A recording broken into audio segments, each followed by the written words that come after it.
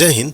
दोस्तों, रिलेशनशिप में एक अच्छा पार्टनर वही होता है जो सामने वाले को चॉइस दे, न कि रिजिड रहे, न कि जकड़ के रखे। और यही थ्योरी काम करती है इंटरनेशनल रिलेशन में। दोस्तों, कैसे इंटरनेशनल रिलेशन में आज वेस्टर्न कंट्रीज के द्वारा डुअल स्टैंडर्ड को फॉलो किया जा रहा है, दूसरे देशों के साथ डुअल स्टैंडर्ड को अपनाया जा रहा है, वो आज ऑफिशियली एक्सपोज हो चुका है। दोस्तों मैं ऑफिशियल वर्ड का यूज़ इसलिए कर रहा हूँ क्योंकि इंडियन गवर्नमेंट के द्वारा रिटर्न में प्रेस रिलीज जारी करके वेस्टर्न कंट्रीज़ को आईना दिखाया गया है। आई होप कि इसके बारे में आपने काफ़ी सारे आर्टिकल पब्लिश हुए हैं, उनको देखा होगा।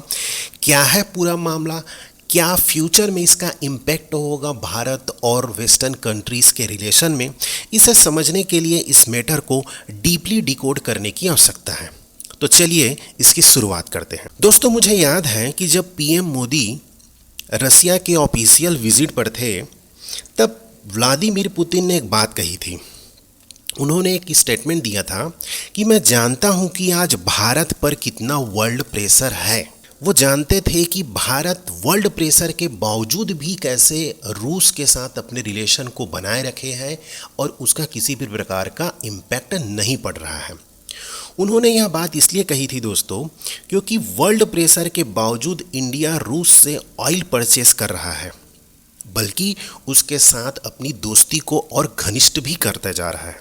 लेकिन लिटरली हाल के दिनों में प्रेसिडेंट ट्रंप के द्वारा जो बयान देकर भारत को प्रेशराइज करने की स्ट्रेटजी अपनाई जा रही है, ताकि टैरिफ के मामले में भारत अमेरिका के सामने झुक जाए और उसकी शर्तों को मान ले, अब वो एक्सट्रीम लेवल पर जा चुकी है दोस्तों। और इस मुद्दे को समझने वाला हर भारतीय चाहता था कि भारत सरकार के द्वारा एक ऐसा स्ट्रॉन्ग मैसेज अमेरिका और वेस्टर्न कंट्रीज़ को दिया ही जाना चाहिए, ताकि उन्हें पता चले कि आज का भारत हरगिज़ झुकेगा नहीं। दोस्तों, मिनिस्ट्री ऑफ एक्सटर्नल अफेयर्स के द्वारा जारी रिप्लाई मन को सुकून देने वाला है। इसमें कुछ ऐसी लॉजिकल बात की गई है जो वेस्टर्न कंट्रीज़ के लिए बहुत बड़ी बात है। दोस्तों, इस रिप्लाई में क्लियरली मेंशन किया गया है कि कैसे अमेरिका अपनी ज़रूरतों के लिए आज भी रूस के ऊपर डिपेंडेंट है, बहुत सारे सामानों को इंपोर्ट कर रहा है, खासकर अपनी न्यूक्लियर इंडस्ट्रीज से संबंधित मटेरियल्स को, जैसे यूरेनियम हेक्साफ्लोराइड, इलेक्ट्रिक व्हीकल के लिए पैलेडियम, फर्टिलाइजर्स और केमिकल्स। और यही सिचुएशन यूरोपीय यूनियन की भी है।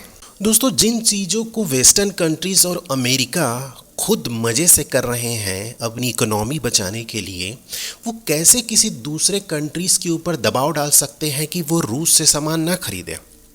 ऐसी स्थिति में भारत को निशाना बनाना अनुचित है और इलॉजिकल है। दोस्तों, दुनिया की सबसे बड़ी पॉपुलेशन वाली कंट्री है आज भारत, जिसकी ऊर्जा ज़रूरतों को पूरा करने के लिए हमें अपने हित में डिसीजन लेने ही होंगे, बिना किसी दबाव के। वेस्टर्न कंट्रीज़ को भी यह समझना होगा कि अब डबल स्टैंडर्ड नहीं चलने वाला, खास करके इस नए समय में। खासकर भारत जैसे ऐसे सॉवरिन कंट्रीज़ पर दबाव नहीं डाला जा सकता जो आज दुनिया की चौथी बड़ी इकॉनमी है।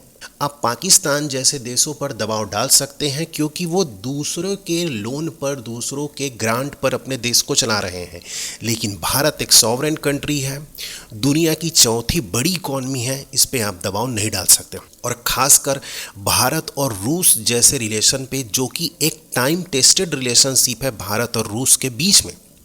दोस्तों, इस मुद्दे पर आपका क्या कहना है, आपका ओपिनियन क्या है? क्या भारत का अगला स्टेप क्या होना चाहिए? इस संबंध में कमेंट बॉक्स में आप अपना ओपिनियन ज़रूर दें। Thank you so much. जय हिंद।